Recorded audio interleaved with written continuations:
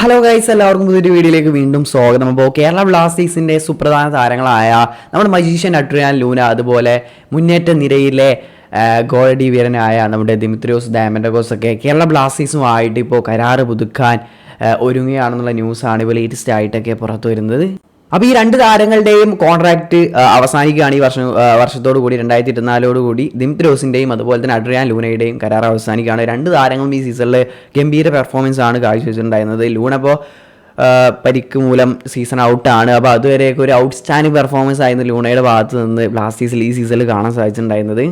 Luna ഈ സീസണിൽ ബ്ലാസ്റ്റേഴ്സിന് വേണ്ടി 9 മത്സരം കളിച്ചതിൽ നിന്ന് 4 അസിസ്റ്റും അതുപോലെ 3 ഗോളും കോൺട്രിബ്യൂട്ട് ചെയ്തിട്ടുണ്ടായിരുന്നു. ഇപ്പോൾ ഈ പ്ലെയർ ഓഫ് ദ ഇയർ അവാർഡൊക്കെ ലഭിച്ചിട്ടുണ്ട്. Fans player of the year അവാർഡൊക്കെ ലൂണയ്ക്ക് ലഭിച്ചിട്ടുണ്ടായിരുന്നു.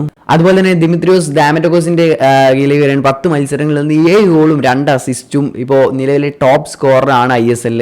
അപ്പോൾ അത്രയും മികച്ച പ്രകടനം പുറത്തെടുക്കുന്ന താരങ്ങളാണ്. അപ്പോൾ ഈ രണ്ട് താരങ്ങളും കരാറ് പുതുക്കാൻ പോവുകയാണ്. ഒരു മൾട്ടി ഇയർ, ഒരു വർഷത്തേക്കല്ല ഒന്നിലധികം വർഷത്തേക്ക് കരാറ് പുതുക്കാൻ പോവുകയാണെന്നാണ് ഇപ്പോൾ ലേറ്റസ്റ്റ് ആയിട്ട് വരുന്ന ന്യൂസ്. ഇത് ബ്ലാസ്റ്റേഴ്സ് ആരാധകരെ സംബന്ധിച്ച് ഏറെ സന്തോഷം നൽകുന്ന ന്യൂസ് തന്നെയാണ്. എന്നാൽ ലൂണയുടെ കരാറ് പുതുക്കുമെന്ന കാര്യത്തിൽ സൂചനകളൊക്കെ നേരത്തെ തന്നെ ആശാൻ തന്നെ തന്നതാണ്.